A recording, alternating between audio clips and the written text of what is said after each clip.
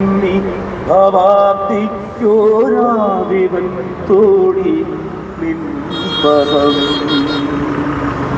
നിൻപദം നിൻപദം.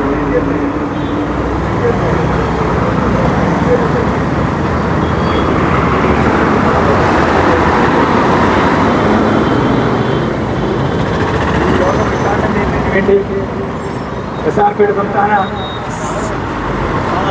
സ്വാഗതം ആശംസിക്കുന്നതിന് വേണ്ടി ബഹുമാനപ്പെട്ട അധ്യക്ഷൻ, യോഗത്തിന്റെ ഉദ്ഘാടകൻ ശ്രീ ചന്ദ്രബോസ്, യോഗത്തിൽ പങ്കെടുത്തുകൊണ്ടിരിക്കുന്ന SRPയുടെ സംസ്ഥാന സെക്രട്ടേറിയറ്റ് അംഗങ്ങളെ, മറ്റ് സാമൂഹ്യ സംഘടനാ രംഗത്തെ പ്രഗത്ഭരായിട്ടുള്ള വ്യക്തിത്വങ്ങളെ, സോഷ്യലിസ്റ്റ് റിപ്പബ്ലിക്കൻ പാർട്ടിയുടെ നേതൃത്വത്തിൽ ചരിത്ര പ്രാധാന്യമുള്ള ഒരു ധർണാ സമരമാണ് ഇന്നിവിടെ നടക്കുന്നത്. ആ ചരിത്ര പ്രാധാന്യം ഇവിടെ ഉദ്ഘാടകനും മറ്റ് പ്രാസംഗികരും വിശദമാക്കി പറയും എന്നുള്ളത് കൊണ്ട് തന്നെ ഞാൻ കൂടുതൽ അതിലേക്ക് കടക്കുന്നില്ല. എങ്കിലും ഭരണഘടനയുടെ 73, 74 ഭരണഘടനാ ഭേദഗതി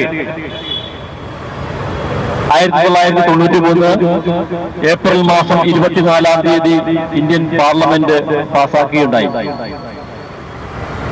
73-74 ഭരണഘടനാ ഭേദഗതിക്ക് ശേഷം നിരവധി അനവധിയായ ഭരണഘടനാ ഭേദഗതികൾ നിയമം മൂലം പാസാക്കപ്പെട്ടു.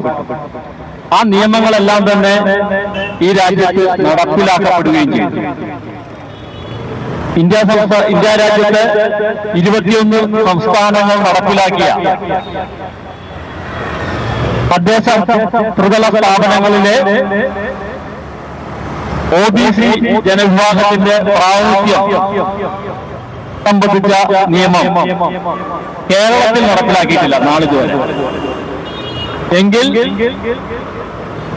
പ്രസ്തുത നിയമം പാസാക്കി 25 വർഷങ്ങൾക്ക് ശേഷം ഇന്ത്യൻ പാർലമെന്റ് പാസാക്കിയ മറ്റൊരു സംവരണ നിയമമായ സവർണ സംവരണ നിയമം അഥവാ EW, സാമ്പത്തിക പുരോഗതിയില്ലാത്ത ജനവിഭാഗങ്ങൾ എന്ന ഒരു കാറ്റഗറി സൃഷ്ടിച്ചുകൊണ്ട് ഫലത്തിൽ മറ്റു വിഭാഗങ്ങളെയെല്ലാം ഒഴിവാക്കിക്കൊണ്ട് സവർണ ജാതി എന്ന് പറയുന്ന മേൽത്തട്ട് ജാതി അപ്പർ ക്ലാസിന് വേണ്ടി നടപ്പിലാക്കിയ നിയമം അത് ശരവേഗത്തിൽ നടപ്പിലാക്കി എന്നുള്ളതാണ് കേരളം.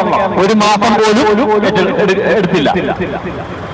അപ്പോൾ ഇവിടെ 2 തരം നിയമങ്ങളാണ് ഈ കേരള സംസ്ഥാനത്ത് നടപ്പിലാക്കുന്നത്. കേരള സംസ്ഥാനത്തിന്റെ ഒരു പശ്ചാത്തലം എടുത്തു കഴിഞ്ഞാൽ മലബാറും കൊച്ചിയും തിരുവിതാംകൂറുമായി നിന്നിരുന്ന ഇന്നത്തെ ഐക്യകേരളം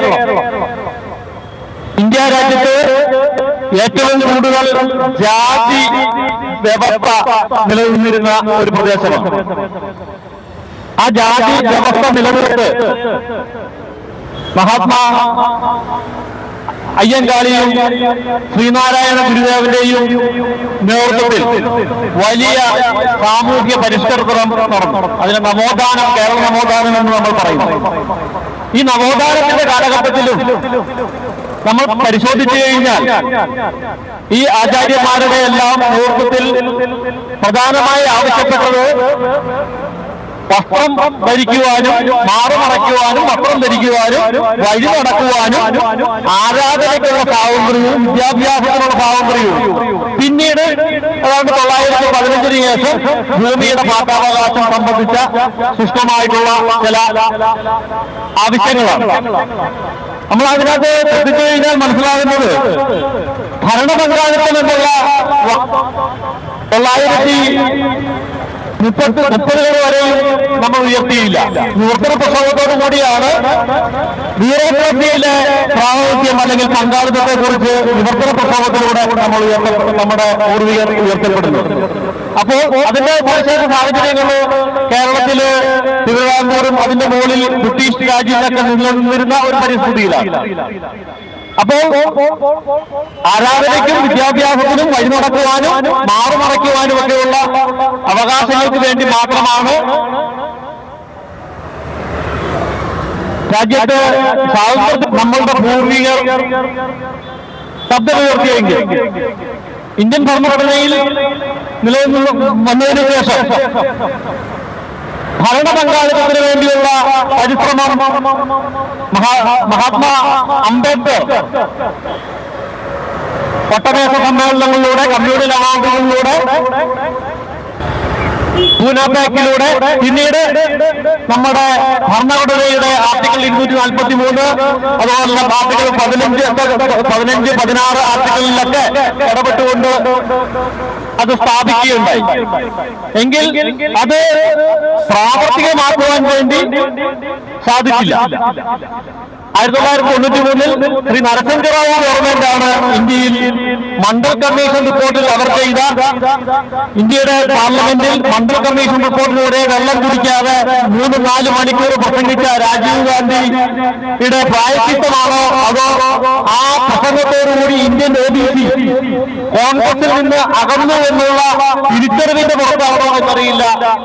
എന്നിരുന്നാലും 1993 ഇന്ത്യൻ പാർലമെന്റിൽ നരസിംഹറാവു ഗവൺമെന്റ് തദ്ദേശ സ്ഥാപനങ്ങളിലേക്ക്, ത്രിതല പഞ്ചായത്തിലേക്ക്, നഗരസഭയിലേക്ക്, കോർപ്പറേഷനിലേക്ക് പ്രാതിനിധ്യ OBCകൾക്ക് നടപ്പിലാക്കി.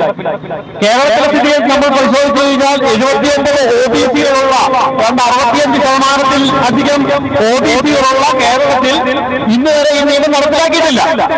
ഈ നിയമം നമ്മളിവിടെ സമരത്തിലെത്തിയ ഈ അടുത്ത ദിവസങ്ങളിൽ തന്നെ കേരള സംസ്ഥാനത്തെ ഭരണനിർവഹണ അഡ്മിനിസ്ട്രേറ്റീവ് ഭരണത്തിന്റെ ചീഫുമാരായിരിക്കുന്ന IAS ഓഫീസർമാര് നടത്തിയിട്ടുള്ള ഗ്രൂപ്പുകൾ, മതജാതി ഗ്രൂപ്പുകളുടെ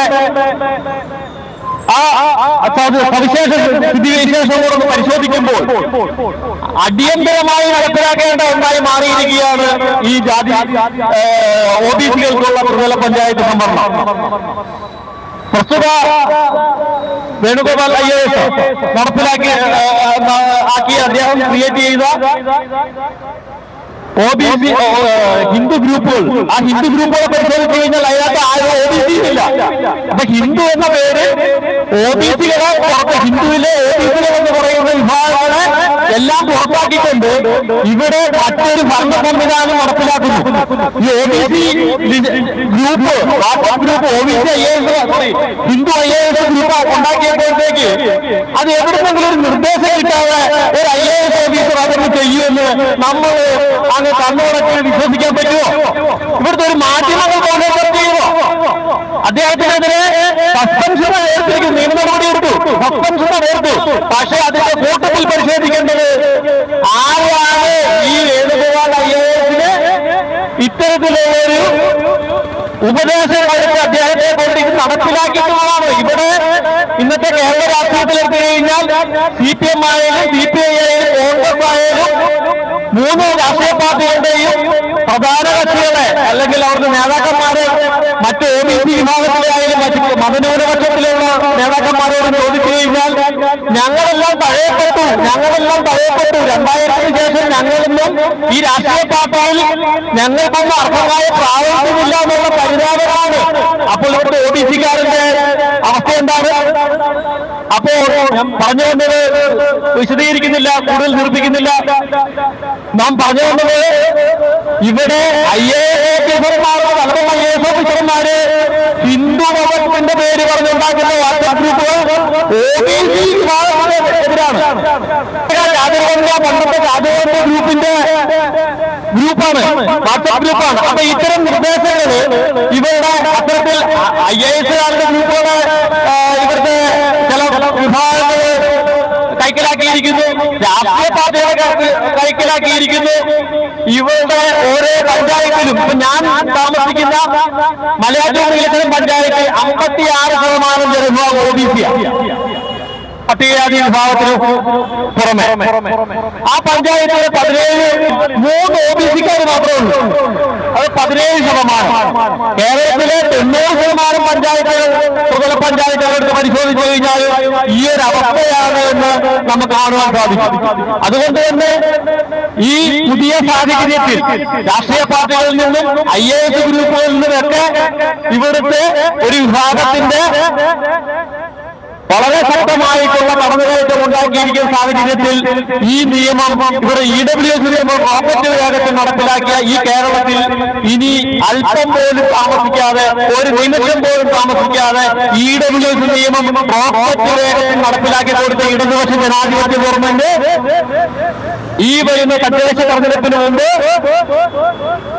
ഇന്ത്യൻ പാർലമെന്റ് 1993 ഇവിടുത്തെ OBCകൾക്ക് വേണ്ടി പാസാക്കിയ നിയമം നടപ്പിലാക്കി തന്നേ പറ്റൂ. ഇത് പറയുവാൻ, ഇത് ഓർമ്മിപ്പിക്കുവാൻ, ഈ ചർച്ച ഉണ്ടാക്കുവാൻ വേണ്ടിയാണ് ഞങ്ങൾ ഇന്നിവിടെ കൂടിയിരിക്കുന്നത്. ഇതൊരു തുടക്കം മാത്രമാണ്. ബഹുമാനപ്പെട്ട കേരള ഹൈക്കോടതിയിൽ അതുമായി ബന്ധപ്പെട്ട ഒരു റിട്ട് പെറ്റീഷൻ ഞാൻ ഫയൽ ചെയ്തിട്ടുണ്ട്. ആ റിട്ട് പെറ്റീഷൻ SRPയുടെ സംസ്ഥാന സെക്രട്ടേറിയറ്റിന്റെ തീരുമാനപ്രകാരമായിരുന്നു. അപ്പോൾ ഇനി ഇവിടുത്തെ 79 OBC വിഭാഗത്തിലെയും നേതാക്കന്മാരെ നമ്മൾ കണ്ടുകൊണ്ടിരിക്കുന്നു. ഇത് SRPയുടെ ആവശ്യമല്ല. SRP ഇതിന് നേതൃത്വപരമായിട്ടുള്ള പങ്കല്ല വഹിക്കുന്നത്. ഇതൊരു കൂട്ടായ്മ സൃഷ്ടിക്കുക മാത്രമാണ് SRPയുടെ ദൗത്യം. ഇവിടുത്തെ വിവരങ്ങളായുള്ള സമുദായ സംഘടനകളുടെ, OBC സമുദായ സംഘടനകളുടെ നേതൃത്വത്തിലുള്ള സംഘടനകളും, പോഷക സംഘടനകളും, തിരുത്തൽ സംഘടനകളും ഒന്നിച്ചു കൂടിക്കൊണ്ട് ഈ ഒരു വിഷയത്തിൽ ഏക അഭിപ്രായം സൃഷ്ടിച്ചുകൊണ്ട് ഈ നിയമം നടപ്പിലാക്കിയുള്ള ബോധപൂർവവും ഗാഠവുമായിട്ടുള്ള ഒരു പരിശ്രമമായിരിക്കണം ഇനിയുള്ള ദിവസങ്ങളിൽ ഉണ്ടാകുന്നതെന്ന് മാത്രം അഭ്യർത്ഥിച്ചുകൊണ്ട് ഞാൻ എന്റെ കർത്തവ്യത്തിലേക്ക് കടക്കുകയാണ്. ഈ യോഗത്തിന്റെ അധ്യക്ഷ പദം അലങ്കരിച്ചുകൊണ്ടിരിക്കുന്ന SRPയുടെ ചെയർമാൻ ശ്രീ JP കുളക്കട അവർക്ക് ഞാൻ ഈ യോഗത്തിലേക്ക് സ്വാഗതം ആശംസിക്കുന്നു.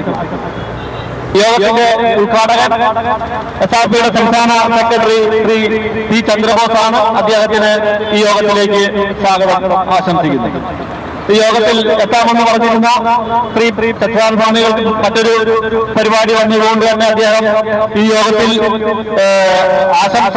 അനുഗ്രഹ ആശംസ ഒരു മംഗളപത്രം നമുക്ക് തന്നിട്ടുണ്ട്. അതിവിടെ വായിക്കും. അപ്പോൾ ആചാര്യനായിട്ടുള്ള ബഹുമാനപ്പെട്ട ബ്രഹ്മശ്രീ സത്യാനന്ദ സ്വാമികൾക്ക് ഈ യോഗത്തിന്റെ ലേക്ക് സ്വാഗതം ആശംസിക്കുന്നു. APMSന്റെ ആരാധ്യനായ general secretary Shri PM Vinod sir ഇവിടെ എത്തിയിട്ടുണ്ട്. അദ്ദേഹത്തിന് ഈ യോഗത്തിലേക്ക് മുഖ്യപ്രഭാഷണം ചെയ്യാനായിട്ട് അദ്ദേഹം സന്മനസ് രേഖപ്പെടുത്തിയിട്ടുണ്ട്. ആ സന്മനസ്സിൽ ഉൾപ്പെടെ സ്വാഗതം ആശംസിച്ചുകൊണ്ട് ഈ യോഗത്തിൽ പങ്കെടുത്തുകൊണ്ടിരിക്കുന്ന